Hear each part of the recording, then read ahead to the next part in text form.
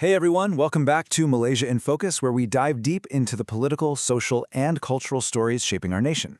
Because today's story has way more beneath the surface than it seems, and what you're about to learn could completely rewrite Malaysia's federal future. Okay, let's get into it. We're unpacking the absolutely stunning, honestly shocking outcome of the August 1st, 2026 Negeri Sembilan snap election.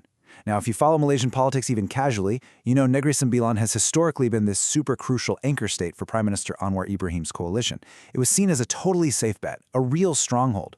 It was literally the model state, showing how former bitter rivals could actually sit down and govern together successfully.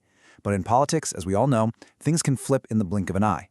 What went down on August 1st wasn't just a slight shift in voter mood. It was a massive political earthquake. And it's got analysts, veteran politicians, and everyday folks asking, what on earth happens to the country now?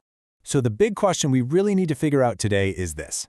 How did Pakatan Harapan, or PH, go from enjoying a really comfortable two-term rule to facing a sudden, crushing defeat? It seriously felt like it happened overnight, didn't it? If you remember, PH had been governing Negeri Sembilan since way back in 2018. The caretaker in Menteri Besar, Amanuddin Haran, had been steering the state with what most people considered a steady, reliable hand. I mean, they had everything going for them. They had the incumbency advantage, control over the state machinery, and the full backing and resources of the federal Madani government in Putrajaya. You'd think they were basically untouchable. Yet when the ballots were finally counted for this snap election, the entire landscape had flipped completely upside down. To make sense of this massive reversal, we can't just look at the 2026 campaign trail. We actually need to rewind a bit and look at the foundation laid just 3 years ago. Because ironically, the seeds of this sudden collapse were planted in the exact alliance that was supposed to keep the state secure.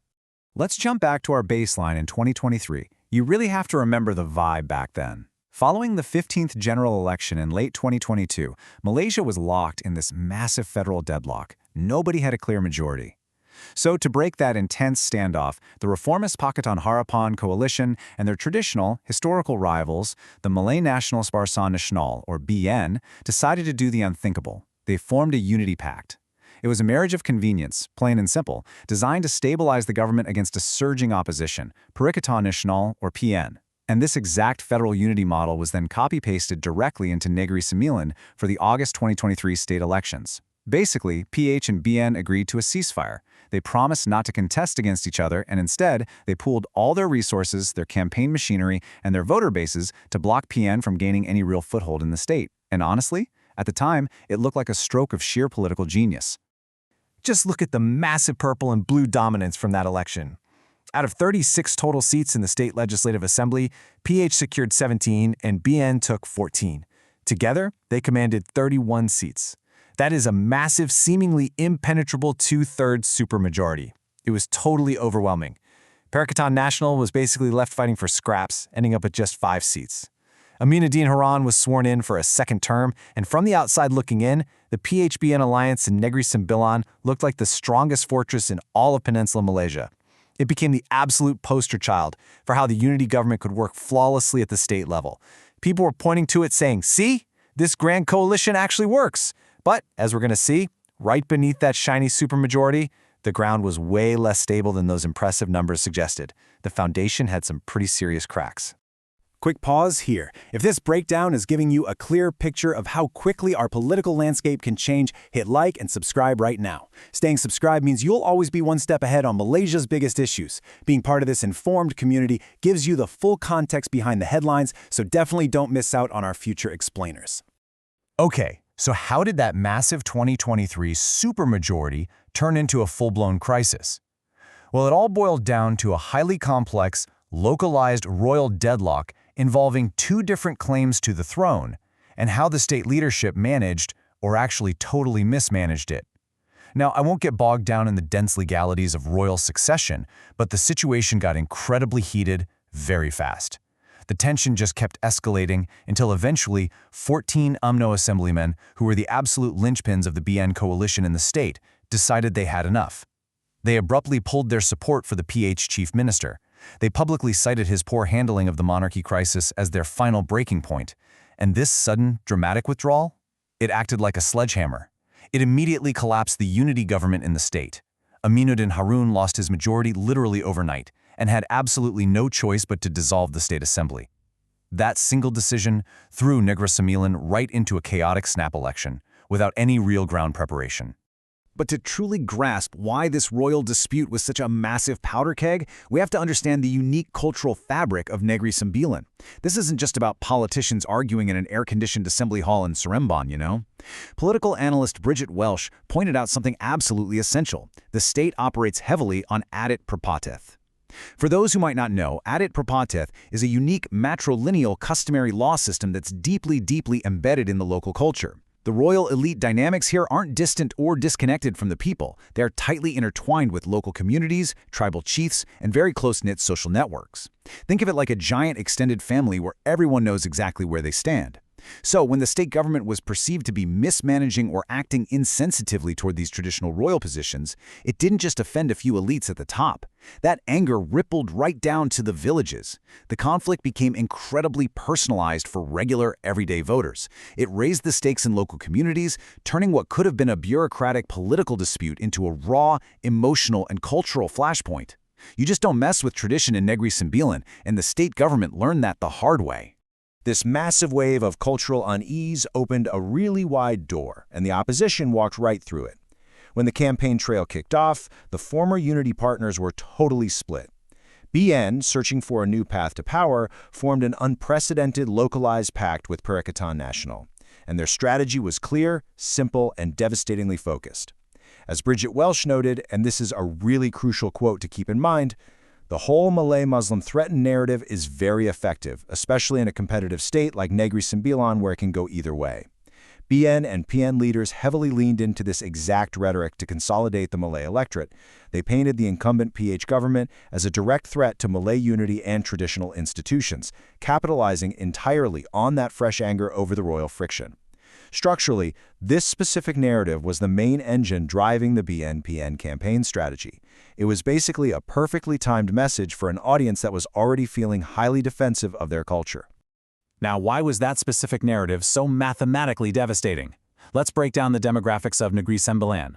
Overall, the state is roughly 64.6% Bumiputra, 20.9% Chinese, and 14% Indian. That gives you the big picture. But the real story? That's hidden in the district-level math. Out of the 36 assembly seats, 23 of them are Malay majority seats. And in 11 of those specific seats, Malays make up over 3/4 of the voters. So by formally joining forces, BN and PN ensured they wouldn't split the Malay vote against each other, which is exactly what crippled PN back in 2023. They essentially engineered one-on-one straight fights against PH in these critical, vote-heavy areas.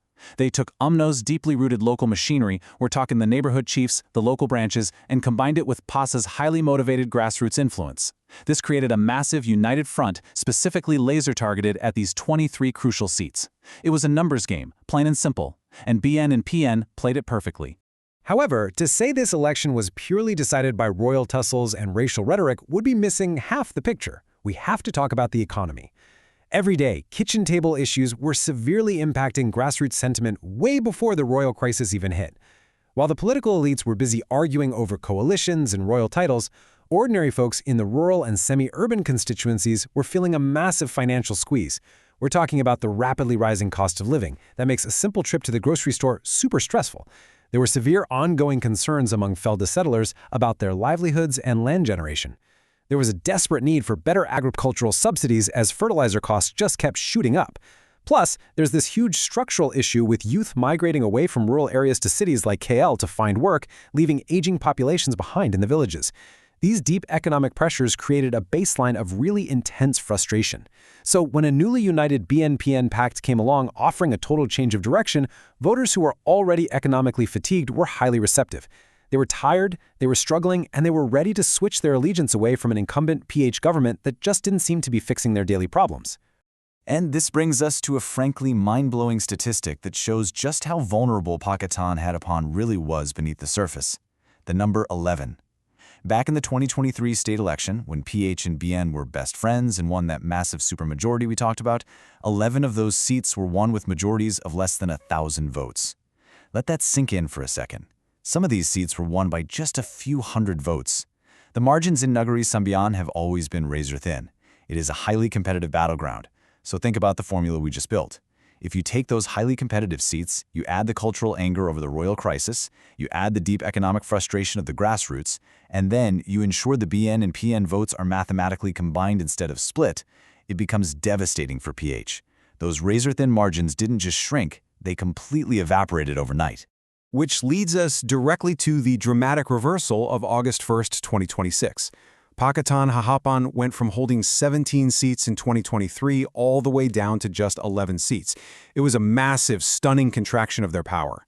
PH component parties like DAP and PKR, which traditionally have absolute strongholds in the urban areas, suddenly found themselves fighting intense, highly fragmented battles even on their home turf. Even major national figures got caught in the crossfire. Transport Minister Anthony Loke defending his seat in Chenna and the caretaker Menteri Besar Aminuddin Harun defending Sikamat faced incredibly tense, down-to-the-wire challenges. The incumbency advantage, which usually protects big names, completely failed to shield them from the combined weight of the BN-PN machinery and the rapidly shifting grassroots sentiment. The ground had literally just moved out from under them. And here is the final, official outcome of the 2026 snap election. Take a look at how drastically the map changed. The power dynamics of the state completely flipped.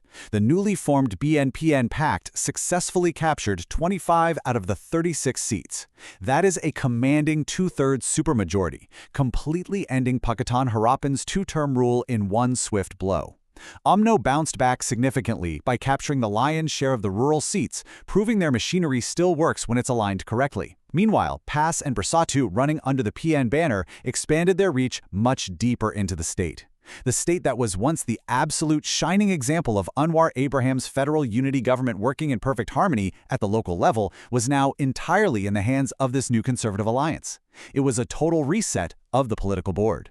So you might be asking, why does the state election in Negeri Sembilan matter to someone living in KL or Penang or Sarawak? Well, because we are witnessing a very clear, very dangerous domino effect for the current federal government. Let's look at the broader national picture, because this is definitely not an isolated incident. For Prime Minister Anwar Ibrahim's federal coalition, this is the third consecutive state-level loss in a very short window. First, they suffered a major setback in Sabah in November 2025, losing crucial ground. Then, just a month ago in July 2026, they suffered huge, unexpected losses in the Johor snap polls. And now, the fall of Negeri Sembilan. The trend line is unmistakable at this point. The political formula that holds the federal government together in Putrajaya, that fragile alliance of former rivals, is facing total rejection by voters at the state level. The dominoes are falling one by one. Before the election even happened, caretaker Menteri Besar Aminuddin Harun accurately described this fight as a life-and-death test for the Madani government. And the results of that test? They expose a glaring, fundamental vulnerability, the highly transactional nature of the federal unity government's voter base. BN and PH leaders might be partners in the federal cabinet, but their grassroots voters clearly do not want to mix on the ground. The massive success of BN and PN working together in Negeri Sembilan, just as they successfully did in Johor, proves that a Malay-centric political alliance is highly viable and incredibly popular with the electorate, and this reality is undoubtedly going to turn up the heat in the pressure cooker within UMNO. Their grassroots members and mid-level leaders are going to be looking at these 25 seats and asking the top party leadership a very tough question. Why are we still partnered with PH in the federal government when we clearly win so much bigger by partnering with PN? And that tough question brings us to the very near future. All eyes are now aggressively turning to the upcoming Malacca state election. Malacca shares very similar demographics, deeply rooted cultural traditions, and historical political patterns with both Johor and Negeri Sembilan. It is, without a doubt, the next major battleground. If this localized voting pattern, where BN and PN quietly align their forces to completely crush PH, replicates itself in Malacca, we can't call it a localized anomaly anymore. It will represent a permanent, undeniable momentum shift toward a formalized BN-PN alliance on a massive national scale. Malacca will be the ultimate proving ground to see if the unity government can survive this wave, or if the wave will simply wash it away. Thanks so much for watching. Join thousands of Malaysians who want clarity, not confusion. Tap like, hit subscribe, and let's keep making sense of these massive political shifts together. Which leaves us with the ultimate question to ponder today. As we march steadily toward the 16th general election in 2028, will this localized shift completely rewrite Malaysia's federal future? We've seen the dominoes fall in Sabah, in Johor, and now in the once impenetrable fortress of Negeri Sembilan. If UMNO ultimately decides that its political survival relies on abandoning the unity government and officially joining forces with Perikatan Nasional on a federal level, Pakatan Harapan could find itself entirely isolated. Prime Minister Anwar Ibrahim's coalition has less than 2 years to figure out how to stop the bleeding. They have to find a way to reconnect with the economically frustrated grassroots and prove that their multi-ethnic coalition can actually withstand this rising conservative tide. The fall of Negeri Sembilan wasn't just a state changing hands, it might just be the prologue to the next major era of Malaysian federal politics. Think about it. I'll see you in the next explainer.